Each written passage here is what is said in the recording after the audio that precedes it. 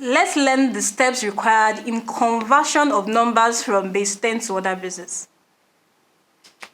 Let's say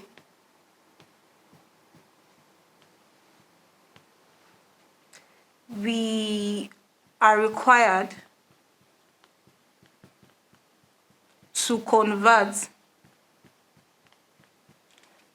to base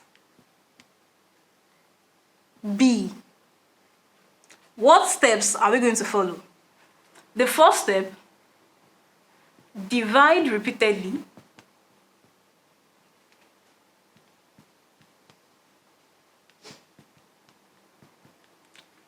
by the base B we are required to convert to, then take the remainders upward.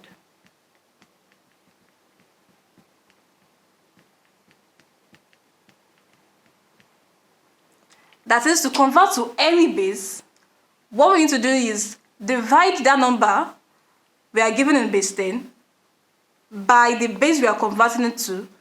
Here we are using a base B. It can be any base, it can be base 2, it can be base 3. We divide repeatedly till we can't divide any longer.